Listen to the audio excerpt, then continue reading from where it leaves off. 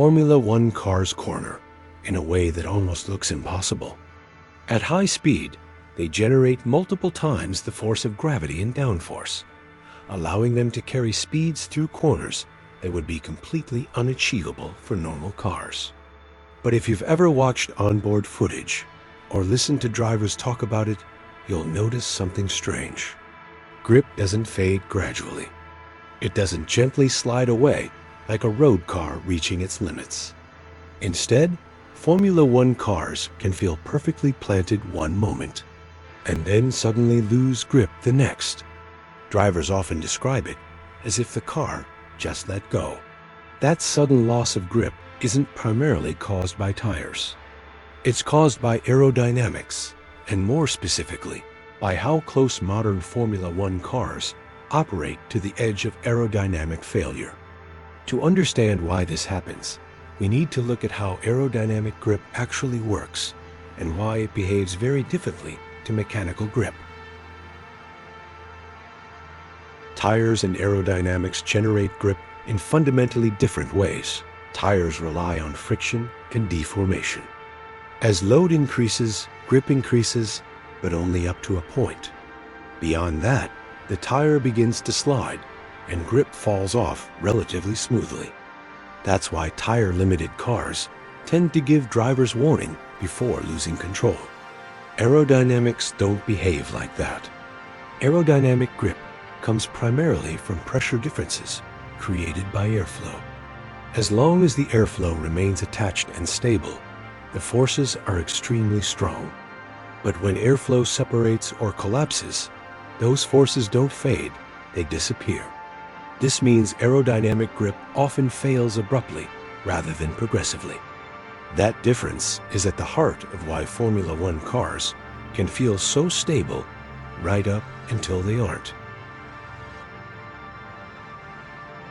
Every aerodynamic system operates inside a narrow window of conditions. That window depends on ride height, pitch and roll, yaw angle, flow quality, and vehicle speed. As long as the car remains inside that operating window, downforce generation is strong and predictable. But when the car moves outside that window, even slightly, aerodynamic performance can collapse very quickly. Modern Formula One cars are designed to operate extremely close to the edge of this window because that's where maximum performance lives. And that's where the risk begins. The simplest place to see aerodynamic failure is on a wing. A wing generates downforce by accelerating airflow and lowering pressure on one side of its surface. To do that, the airflow must remain attached. As angle of attack increases, so does downforce, but only until the airflow can no longer follow the surface. When that happens, the boundary layer separates. This is known as stall. In road cars or aircraft, stall often happens gradually. But in Formula One, wings are run at extremely aggressive angles, very close to separation. That means small changes in conditions, turbulence, yaw, pitch, can trigger sudden loss of attachment. And when attachment is lost, downforce drops sharply. That's only the beginning. Ground effect fundamentally changes how aerodynamic grip behaves. Instead of generating downforce in open air, ground effect uses the track surface to constrain airflow beneath the car. This allows extremely low pressures to be created, far more efficiently than wings alone. But it also introduces extreme sensitivity. Underfloor aerodynamics depend heavily on ride height. As the car gets closer to the ground, airflow accelerates more, pressure drops further, and downforce increases rapidly. This creates a powerful positive feedback loop. More speed creates more downforce. More downforce pulls the car closer to the ground, which increases downforce even further. But that loop has a hard physical limit. At very low ride heights, the underfloor tunnels reach a point where they physically cannot pass enough air. This is known as flow choking. When choking occurs, mass flow through the underfloor collapses. Pressure beneath the car rises sharply, and downforce disappears across large areas of the floor. Unlike a wing stall, which may begin locally, underfloor failure often happens almost everywhere at once. The result is sudden loss of grip. As downforce collapses, the suspension unloads, the car rises, airflow recovers, pressure drops again, and downforce returns.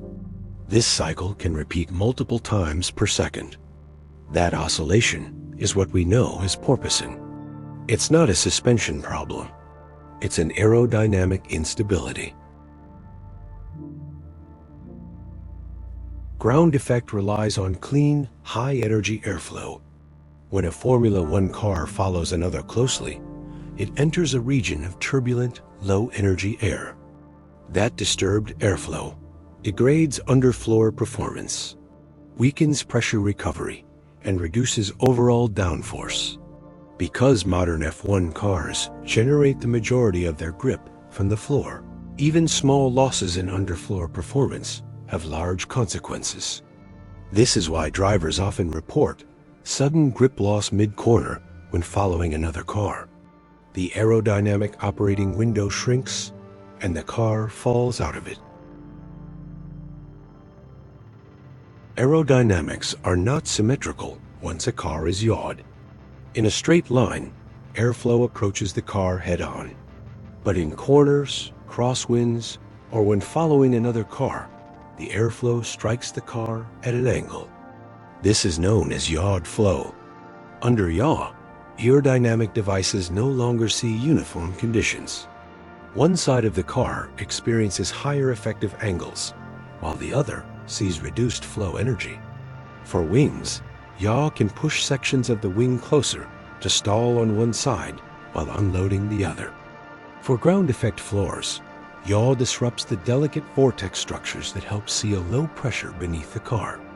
When those vortices weaken or break down, ambient air leaks under the floor, pressure rises, and downforce drops, often asymmetrically. This is why drivers sometimes report sudden instability during corner entry, in gusty conditions, or when running close behind another car. The car hasn't reached its tire limit. It has fallen out of its aerodynamic operating window sideways. Aerodynamic forces scale the square of speed. That means doubling speed quadruples downforce. At low speed, aerodynamic loads are modest. At high speed, they dominate vehicle behavior. This is why grip loss often feels sudden. The car doesn't gradually approach the limit.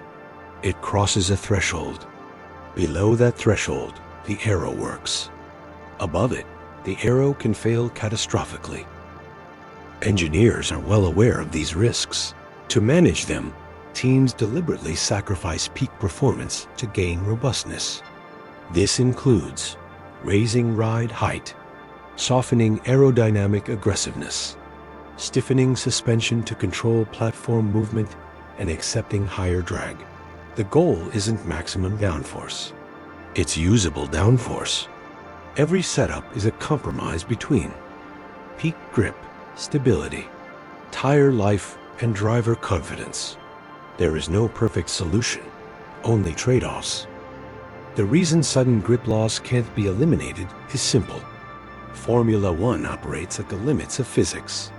To be fast, cars must operate close to aerodynamic stall, choking, and instability. Moving away from those limits makes the car slower. This means Formula One will always live on the edge, balancing control against collapse. That tension is not a flaw. It's the essence of the sport. Formula One cars don't suddenly lose grip because they are badly designed.